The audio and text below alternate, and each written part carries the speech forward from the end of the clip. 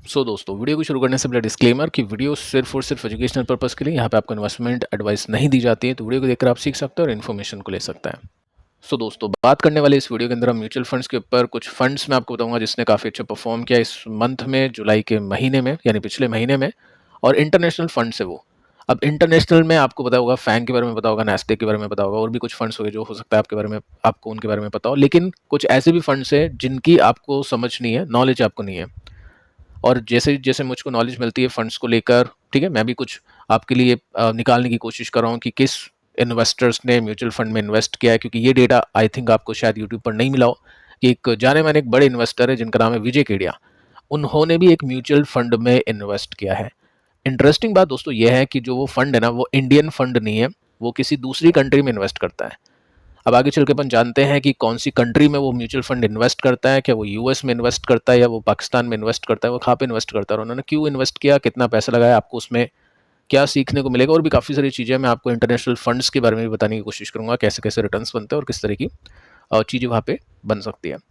तो देखिए दोस्तों, यहाँ पे आप नोट कर सकते हैं, इस आर्टिकल में आपको दिखाई देगा कि इंटरनेशनल म्यूचुअल फंड्स ने डोमेस्टिक फंड्स को बीट किया है जुलाई में। 10% तक के रिटर्न्स मिले हैं। अब जहाँ की इंडियन फंड्स की बात करें तो 10% नीचे है, लेकिन ये जो फंड्स है वो 10% एक मंथ में ही चल गया। ठीक है, तो बहुत बड़ी बात है, टोटल पोर्टफोलियो 10% चल गया। तो क्या इन्वेस्टर को इंटरनेशनल फंड्स में भी इन्वेस्ट करना चाहिए, ये इस आर्टिकल में आपको बताने की कोशिश की गई है। ठीक है, तो यहाँ पे आप नोट करोगे तो कौन कौन से फंड्स है जो टॉप पर आ चुके हैं रिटर्न्स के हिसाब से, परफॉर्मेंस के हिसाब से। तो सबसे पहले आपको देखने को मिलेगा, सबसे नंबर 1 है ये, इस महीने में इसने सबसे अच्छा परफॉर्म किया है मेरे एसेट का S&P 500 top 50 ETF FOF। FOF का मतलब फंड ऑफ फंड्स। अब इसमें क्या है, S&P 500 के अंदर जो भी टॉप 50 कंपनीज है उसको इसमें लिया गया है। 500 कंपनीज नहीं है, 50 कंपनीज है, और वो 500 कंपनीज में से चुनी हुई है टॉप की 50 कंपनीज। आप बोल सकते हैं यहाँ पे टॉपर रह चुका है ये, इसने सबसे अच्छा परफॉर्म कर दिया, इसने 10% के आसपास के रिटर्न्स दिए। उसके बाद में दोस्तों नेक्स्ट जो फंड है इसका नाम है DSP global energy, clean energy इसको हम बोल सकते हैं, ये भी FOF है। इसने 8-9% के रिटर्न्स दिए जुलाई के मंथ के अंदर। और उसके बाद में देखो तीसरे नंबर पे आता है फैंग का ETF, जिसने तकरीबन रिटर्न्स दिए हैं 8.5% के आसपास के।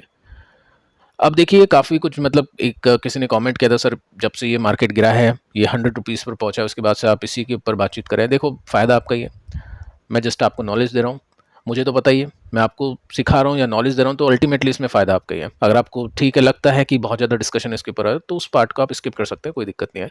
अब जैसे यहाँ पे इस वीडियो में कुछ भी इंडियन स्टॉक्स में आपको नहीं बताऊंगा, ना ही इंडियन फंड के बारे में बताऊंगा, तो आप चाहो तो इसको भी स्किप कर सकते हो, जिसको भी नहीं देखना है। ठीक है, अब देखिए आगे चलते हैं और इसमें हम चेक करते हैं। सबसे पहले मैं आपको बताता हूँ कि कौन से टॉप 20 परफॉर्मर हैं जुलाई के मंथ में जिसने बहुत अच्छे रिटर्न्स कमा के दिए इन्वेस्टर्स को।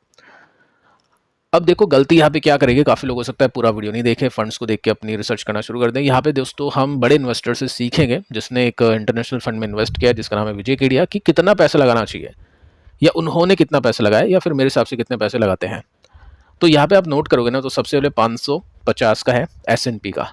उसके बाद में क्लीन में बता चुका हूँ, फैंग आपको बता चुका हूँ। उसके बाद में हम आते हैं, अब ये चौथे नंबर पे आ जाता है चाइनीज़ फंड, यानी चाइनीज़ कंपनीज में इन्वेस्ट करता है एक्सिस जो एसेट मैनेजमेंट है, और इसका नाम है ग्रेटर चाइना इक्विटी।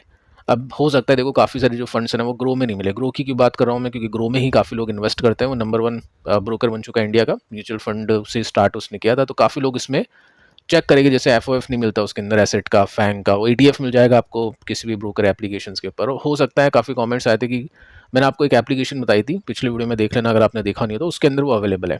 ठीक है, तो ये जितने भी फंड्स हम डिस्कस करें ना, ये ग्रो में नहीं होना, तो पिछले वीडियो को देख लेना, उसमें एक एप्लीकेशन है, एक वेबसाइट है, उसके अंदर मिल जाएंगे।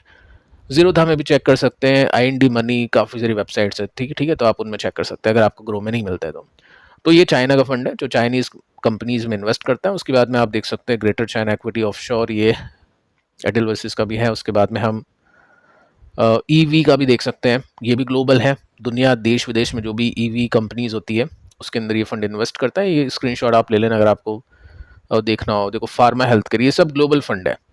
कैसे चेक करते हैं मैं आपको वो भी आगे चल के सिखा दूंगा। साथ में देखोगे ना तो यहाँ पे आपको नेम देखने को मिलेगा नीचे की तरफ कि मेरे एसेट का है ग्लोबल, आर्टिफिशियल इंटेलिजेंस, इसके अंदर एआई की जो भी टॉप कंपनीज है पूरी देश दुनिया की, वो आपको देखने को मिल जाएगी। ठीक है, आगे चलते हैं।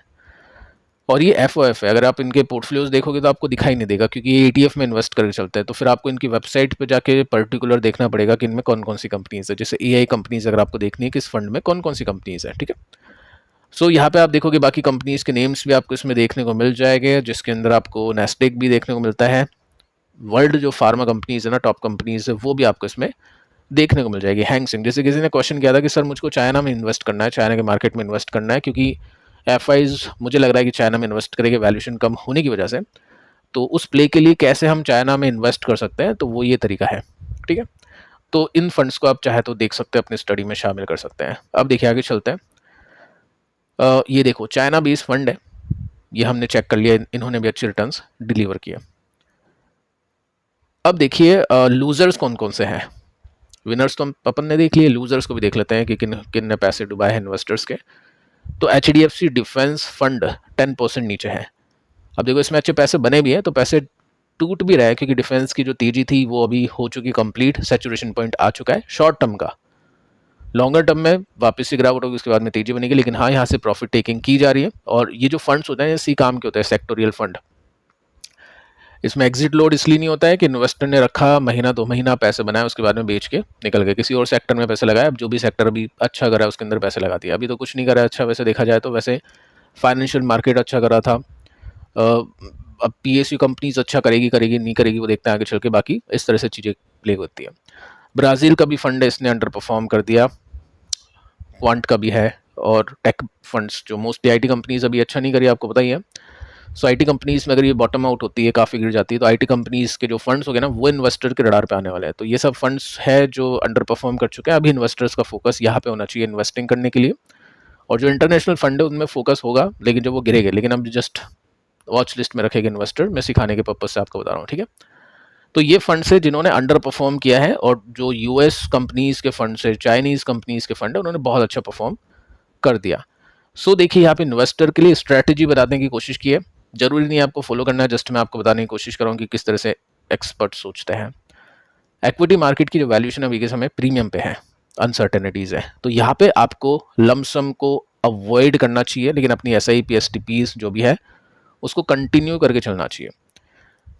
देखो आप अगर पर मंथ इन्वेस्ट करते हो ना, आपकी जो भी सैलरी है उसका जो भी पार्ट परसेंटेज आप सेव करके चलते हो, अगर आप पर मंथ इन्वेस्ट करते हो, या आपको अपॉर्चुनिटी नहीं दिखती, आपने 2 महीने के पैसे एक साथ जोड़ लिए, 3 महीने के पैसे एक साथ जोड़ लिए, फिर आपने लगा दिया, तो उसको भी मैं SIP बोलता हूँ। लमसम अलग हो जाता है कि आपके पास में कुछ एक ऐसा अमाउंट है जो आप बचा के रखे हुए हो, या फिर आपने कुछ बड़ी एसेट बेच दी हो, जमीन बेच दी हो, या कुछ अलग तरीके से आपके पास में पैसे आ गए, तो उसको एक साथ लगाना वो लमसम होता है। लेकिन अगर आप हर महीने पैसे आपके पास में आ रहे हो, तो वो SIP में काउंट होता है। SIP में आप एक फिक्स डेट पे इन्वेस्ट करोगे, और वो आप अगर आप डायरेक्टली करना चाहते हो, लमसम करना चाहते हो, तो वो आप अपने हिसाब की डेट पे करते हो, या जब भी मार्केट गिरेगा आपको लगता है तब करते हो, तो वो लमसम नहीं होता है, उसको मैं SIP समझता हूँ। ठीक है, यहाँ पे आप नोट कर सकते हैं, मेंशन कर रखा है कि जो मिड और स्मॉल कैप है उनकी वैल्यूएशन बहुत ज़्यादा है, तो आपको प्रॉफिट बुक करके चलना चाहिए उसमें। देखो आगे चल के मैं बताऊंगा, वीकेंड पे अभी तो टाइम नहीं मिल रहा है काफ़ी सारी चीज़ों में व्यस्त होने की वजह से, तो मैं आपको बताऊंगा आगे चल के, जिसके अंदर अपन ये सीखेंगे कि लार्ज कैप में कितने परसेंटेज आपका एलोकेशन होना चाहिए, मिड कैप में कितना होना चाहिए, स्मॉल में कितना होना चाहिए। कभी कभी स्मॉल कैप कंपनीज चल जाएगी, वैल्यूएशन आगे हो जाएगी, तो मान लो आपने यहाँ पे 30% देना चाहा इसको, तो ये स्टॉक आगे बढ़ते बढ़ते 40 हो गए, तो वो 10% आपको बुक करके जहाँ पे भी एसेट कम हो गए वहाँ पे आपको स्टॉक्स लेने हैं। तो ऐसे करके आप डेफिनेटली, आपको बिना रियलाइज हुए कि कौन सी कंपनी की वैल्यूएशन महंगी हो गई है या फिर क्या कुछ महंगा हो गया है, तो आपको वो स्टडी नहीं करनी पड़ेगी, आपको जस्ट अपने एसेट रेशियो के हिसाब से रहना पड़ेगा। जो महंगा हो रहा है उसको प्रॉफिट बुक किया, और जो सस्ता हो रहा है उसमें ऐड ऑन कर दिया। कभी कभी वो भी टाइम आपके सामने आएगा, जैसे मान लो आपने यहाँ से 10% निकाल लिया और लार्ज में लगा दिया। अब जब पिटाई होगी तो क्या होगा, स्मॉल कैप ज़्यादा गिरेगा, तो आपने तो यहाँ से बुक कर लिया, लार्ज में लगा दिया, तो स्मॉल की जो वैल्यूएशन एलोकेशन है ना, वो कम हो जाएगा, और 30% का आपने डिसाइड कर रखा है वो 25 होगा। तो जो आपने पैसे लार्ज में लगाए थे वहाँ से बुक करके आपको यहाँ पे शिफ्ट करना है। तो ये फ्रीक्वेंटली नहीं करते हैं, टाइम होता है 6 महीने 12 महीने, कभी 1 साल 2 साल। ठीक है, ये जब बैलेंस बिगड़ जाता है, जो आपने एसेट रेशियो रखा है, जैसे मान लो आपने लार्ज कैप में रखा है 50%, मिड कैप में 30%, स्मॉल में 20%। ठीक है, तो ये बिगड़ जाए ना तो उसको मैनेज करता है। तो ठीक है, वो अभी यहाँ पे बोलने की कोशिश की जा रही है, और आगे चलते हैं। सो देखिए दोस्तों, अब बात करते हैं विजय केडिया को लेकर। इन्होंने एक म्यूचुअल फंड में इन्वेस्ट किया है, वो कौन सा है उसको देखते हैं। देखो यहाँ पे मेंशन कर रखा है चाइनीज है वो। सो आपने अगर इनका इंटरव्यू देखा होगा तो ये चाइना की काफ़ी तारीफ करते हुए देखने को मिले, तो जो कि करनी चाहिए। इंफ्रा के हिसाब से चाइना बहुत आगे निकल चुका है। इन्होंने बोला है कि हर किसी को एक बार चाइना को विजिट करना चाहिए, वहाँ पे देखना चाहिए कि किस तरह से टेक्नोलॉजी, किस तरह का डेवलपमेंट वहाँ पे देखने को मिला है। सो इनके पास तो देखिए बहुत पैसा होता है, जहाँ पे विजिट कर देते हैं वहाँ पे अच्छा लगता है तो इन्वेस्ट भी कर देता है। अब अपने पास में इतना पैसा नहीं है तो अपन ये सब चीज़ें नहीं कर सकते हैं। तो क्या करना चाहिए इन्वेस्टर को, वो आगे चल के मैं आपको बताता हूँ। तो देखिए इस वजह से इन्होंने 2 से लेकर 3% अपना जो भी पोर्टफोलियो है, जो भी नेटवर्थ है, वो यहाँ पे एलोकेट कर दिया। यानी अगर इनके पास में 100 रुपीज़ है तो 2-3 रुपीज़ ही एलोकेट यहाँ पे किए हैं। तो आपके जो भी इन्वेस्टमेंट है उसके हिसाब से अगर आपको चाइना मार्केट में इन्वेस्ट करना है तो देखो कितना कम इन्वेस्टमेंट है। लेकिन यहाँ पे बताने की कोशिश की है कि ये आगे चल के इसको 5% तक बढ़ा सकता है। अब इनका 5% तो बहुत ज़्यादा है, अपना 5% काफ़ी कम है, तो ये परसेंटेज के हिसाब से होता है। तो चाइनीज़ में देखो मेरे हिसाब से तो कुछ है नहीं वहाँ पे। अगर आपको प्ले करना है शॉर्ट टर्म के हिसाब से तो वो अलग बात है, ठीक है। क्योंकि यहाँ पे इन्होंने बोला है, ये मैं बता चुका हूँ, 2-3%, 5% का सीन। और देखिए यहाँ पे बोला जा चुका है कि ये बुलिश है चाइनीज स्टॉक्स के ऊपर। China is the new story. इनको लग रहा है कि इंडिया तो स्टोरी है, मैं वहाँ पे तो निवेशित हूँ, लेकिन चाइना भी एक नई स्टोरी है, वहाँ पे भी बहुत अच्छा पैसा बन जाएगा। और आगे चल के जो चाइनीज कंपनीज है ना, उनके स्टॉक्स बहुत अच्छा कर सकते हैं। साथ में आप देख सकते हैं यहाँ पे मेंशन कर रखा है कि 15 ईयर्स तक चाइना के मार्केट ने कुछ भी नहीं किया है। अब वो कुछ नहीं किया, कर देगा मार्केट तो अलग बात है। अब इनको भी इतना नहीं लग रहा कर देगा, जब ये तो 2-3% डाल रखा, नहीं तो 50% डालते। तो कभी भी किसी की बातों में आके या किसी ने कुछ कर दिया तो उसको कॉपी नहीं करना चाहिए। क्योंकि देखो इन्होंने इसमें इन्वेस्ट कर दिया है तो वो कैसे किया है, इन्होंने बेचा है, एग्जिट किया है। इनके पोर्टफोलियो का एक स्टॉक है पटेल इंजीनियरिंग। अब काफ़ी लोगों ने पटेल में भी इन्वेस्ट कर दिया होगा, अब उनका तेल निकल गया पटेल में, क्योंकि इन्होंने बेच दिया वो स्टॉक। अब पता नहीं ऊपर है या नीचे है। तो ये नहीं करना चाहिए आपको, हो सकता है वो चाइना से भी निकल जाए। इन्होंने कोविड के समय भी दोस्तों क्या किया था, ब्रिटानिया में इन्वेस्ट किया था, ये सोच के कि अभी सब घर में बंद है, जो भी हॉस्टल में रहते हैं सब, अब कुछ खाना वाना बनेगा नहीं तो चाय बिस्किट खाएगा, तो चलो ब्रिटानिया में इन्वेस्ट कर देते हैं। उसके बाद में इन्होंने बोला था कि 3 साल आउट हो जाओ, योगा करो, मार्केट से पैसे वैसे नहीं बनेंगे। तो उसके 6 महीने बाद ही मार्केट ऊपर चला गया। तो ऐसा होता है कि ये भी गलत जा सकता है। लेकिन डेफिनेटली आपको एज एन इन्वेस्टर इंडिया में तो इन्वेस्ट करके चलना है, लेकिन बाहर भी आपको इन्वेस्टमेंट करके चलना चाहिए, ठीक है। अब वो कैसे करना चाहिए आगे देखते हैं चल के। अब देखो इन्होंने कैसे इन्वेस्ट किया है। इन्होंने कोई भी इंडिविजुअल चाइनीज स्टॉक को बाय नहीं किया, इन्होंने एक बास्केट को बाय किया है, यानी China based mutual fund, ETF. सो ईटीएफ को लिया है, और ईटीएफ को लिया है, म्यूचुअल फंड को लिया है, एक ही बात है। तो अल्टीमेटली इन्होंने एक बास्केट को बाय किया है, किसी स्टॉक के ऊपर बैट नहीं किया है।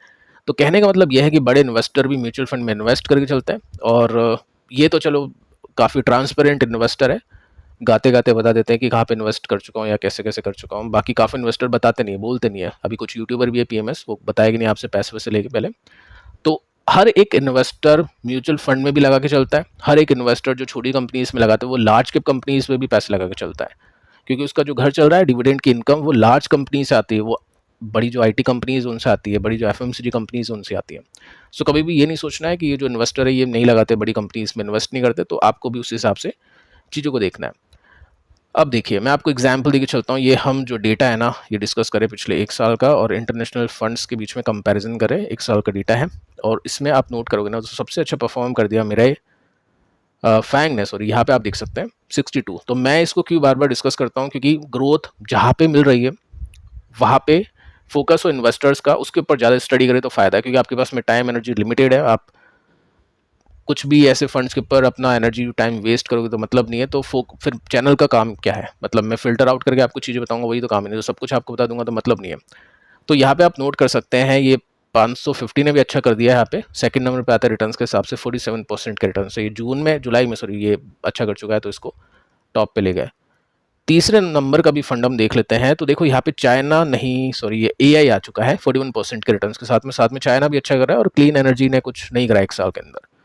तो ये रडार पे होने चाहिए फंड्स इन्वेस्टर्स के, अगर आपको इंटरनेशनल मार्केट में इन्वेस्ट करके चलना है तो। अब मैं आपको डेटा दिखाता हूँ पिछले 5 साल का, जिसमें काफ़ी सारे फंड्स है ना वो 5 साल के अंतराल में लिस्ट नहीं हुए, मतलब आए ही 4 साल उनके मार्केट में, 3 साल हुए, स्टिल हम देख लेते हैं। सो यहाँ पे आप देखोगे तो 5 साल में 118% है S&P ने, और सबसे खराब परफॉर्म कर दिया देखो चाइना ने। तो यहाँ पे बैट कर रखी है कि ये काउंटर प्ले है, अभी अच्छा नहीं करा तो आगे अच्छा कर देगा। अब ये जो बड़े इन्वेस्टर है ना, जैसे विजय केडिया है, ये 2-3% आगे चलते हैं, तो इनका टाइम स्टॉप लॉस होता है कि अभी नहीं करेगा, 1 साल 2 साल 3 साल तो कोई दिक्कत नहीं है, 2-3% है, कोई बात नहीं है। लेकिन बहुत टाइम हो गया, अंडर परफॉर्म ही कर रहा है, तो मैं निकाल दूंगा, बेच के किसी भी कंपनी में इन्वेस्ट कर दूंगा। तो ऐसी जब भी स्टोरी होती है, कॉन्ट्रा प्ले करते हो आप, बाजार से अगेंस्ट जाते हो, तो एक टाइम आपको डिसाइड करना होता है कि इतने टाइम तक अगर वो परफॉर्म नहीं करेगा तो मैं अपने पैसे निकालूंगा, उस कैपिटल को यूज़ करूंगा, क्योंकि वो कैपिटल एक तरह से आइडल पड़ी है, वो काम ही नहीं हो रहा उसका, वो यूज़ नहीं हो रही है। तो वो थॉट आपका होना चाहिए। बाकी सबसे अच्छा परफॉर्म देखो इस टाइम फ्रेम के भी अंदर फैंग नहीं किया है, तो क्यों ये बार बार डिस्कस होता है, उसके पीछे का रीज़न है क्योंकि यहाँ पे ग्रोथ अच्छी निकल रही है।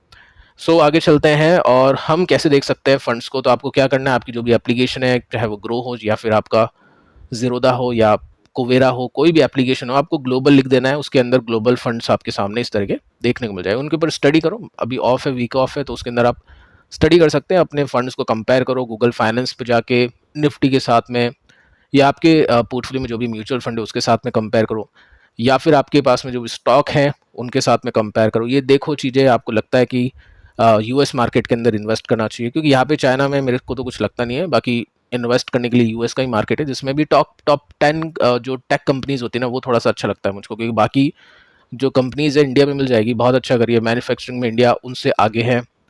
अ, बाकी और भी कैटेगरीज के अंदर, फाइनेंस के अंदर आप उनके बैंक्स देख लो, वेल्स फार्गो को देख लो, धज्जियां उड़ी पड़ी है, कोई रिटर्न्स नहीं बने।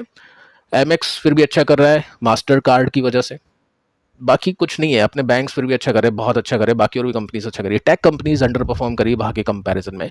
तो मुझे लगता है कि यूएस की कंपनीज में जो टेक कंपनीज है वहाँ पे ध्यान देना चाहिए। स्टडी कर सकते हैं आप उसके ऊपर, बड़े इन्वेस्टर भी इन्वेस्ट करके चलते हैं, हो सकता है इन्होंने भी टेक कंपनीज में किया हो इन्वेस्ट, लेकिन बताया चाइना। सो ये सब आपको देखना होता है। कंक्लूजन सिर्फ इतना सा है कि ऐसा नहीं है कि जो कंपनीज है वो बाहर ही इन्वेस्ट कर दिया अपने सारा पैसा, थोड़ा सा एलोकेशन रख के चलना चाहिए यूएस कंपनीज की तरफ, और बाकी जो एलोकेशन है वो इंडियन कंपनीज में होना चाहिए। अब काफ़ी लोग फंड के थ्रू इन्वेस्ट करते हैं, काफ़ी लोग डायरेक्टली इन्वेस्ट करते हैं, तो वो सब चीज़ें भी आपको करके चलनी चाहिए। सो फिलहाल दोस्तों इस वीडियो में इतना ही, और पिछले दोनों वीडियोज़ आप देख लेना, ये इंपॉर्टेंट है, इससे पहले की भी देख लेना, जिसमें मंडे के लिए मैंने आपको बताने की कोशिश की कि क्या एक्शन हो सकते हैं, तो वो चीज़ आपको पता चल जाएगी। मिलते हैं कल किसी और वीडियो में किसी और इन्फॉर्मेशन के साथ, तब तक के लिए शुभ रात्रि।